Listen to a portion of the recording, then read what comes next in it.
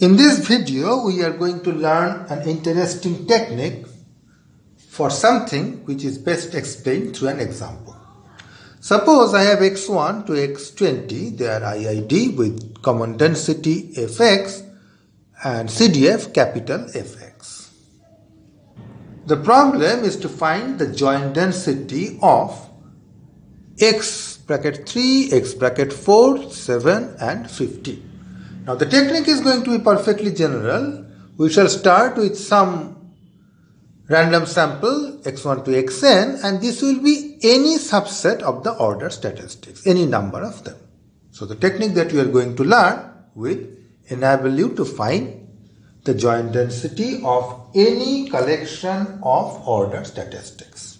Now this method that I am going to describe is actually a heuristic method, which means it is not rigorous, but it is quite intuitive and it will give the correct answer. Now of course we can always have a rigorous method. We just write down the joint density of all the order statistics and then integrate out the things that we do not need, but that will be in general quite complicated. So here is the heuristic method. So let the density that we are trying to find be G. There are 4 things, so there must be 4 arguments. I have just called them A, B, C, D. Instead of writing x3, x4, x7, etc., I have written just A, B, C, D. Now think of it like this. This density is basically the probability that x3 is approximately A, close to A, x4 is approximately B, etc. So this is actually the density value times epsilon to the power 4. So this epsilon measures what is meant by approximately equal to. That is, when I am writing something is approximately equal to something, I mean that this x lies within an epsilon by 2 neighborhood of y. So the length of the neighborhood is epsilon. That is why I get 1 epsilon for each of them and I have epsilon to the power 4. Now the heuristic method that we are going to discuss will try to approximate this probability directly using combinatorial arguments, of course in a non-rigorous way. First, I consider the points A, B, C, D along a number line. I have ordered them in this way because obviously for this probability to be positive, I need, since this is x, this is the third order statistics, this is the fourth order statistics, A should better be less than B, less than C, etc. So I have written them in this order. If the order is different, then clearly this probability will be 0.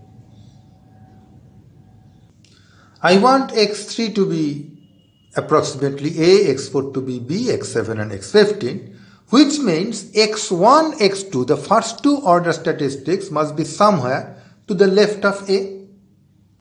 Similarly, there should not be anything in between because 4 is just after 3. 5 and 6 should be somewhere here and so on. So 2 of the xi's must be here to the left of A. There should not be any xi's here between A and B. 2 must be between B and C, and from 8 to 14, which means there must be 7 of them here, and here 5 of them should be here. Thus, we have accounted for all the 20 observations, 2 here, then 1 at A, 0 here, then 1 at B, then 2 here, then 1 at C, then 7, then 1 at D, and 5 to the right of D. So our first job is to select which of the xi's land where, and the total number of ways in which we can partition 20 objects into these groups is given by 20 factorial divided by 2 factorial, 0 factorial, 2 factorial, 7 factorial, 5 factorial. I am not writing the 1 factorials. In fact, I could as well have dropped the 0 factorial term, but I am writing it here because this is just for this particular problem that I have 4 immediately after 3, so I have 0. In general, I could have a positive number here. So I am writing it in this form. So this is the total number of ways by which I can decide which exercise will land where. Now we have to take into account the probabilities. So one of the exercise is landing near A within an epsilon distance of A, that is a neighborhood of length epsilon containing A. So probability of that is equal to Fa times epsilon. F is the density of the exercise. Similarly here and there. So I have a product of the densities at these points times epsilon to the power 4. Now two of the observations are lying to the left of A. What is the probability that an xi will lie to the left of A? That is given by capital Fa.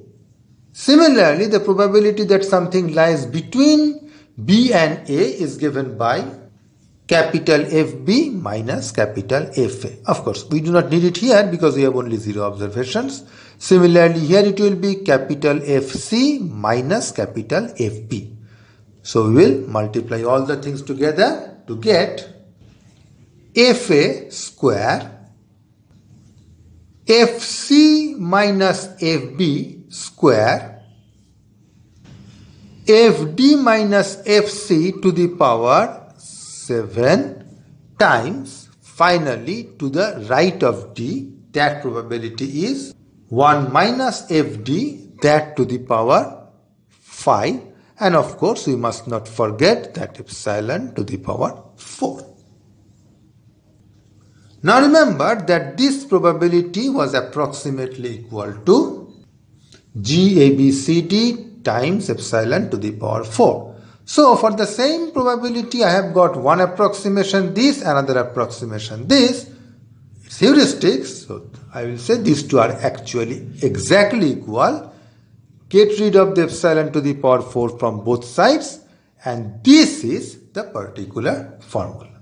Of course, this when A less than B less than C less than D and 0 otherwise.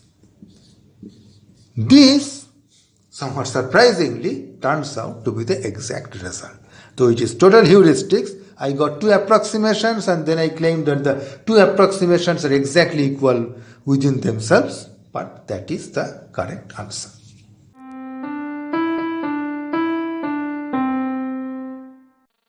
In this exercise, you have to use that heuristic method for this particular problem.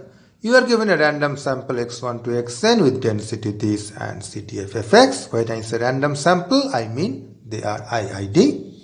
Your job is to write down the joint density of the minimum and the maximum, only two of them. Use the heuristics and just write down the joint density.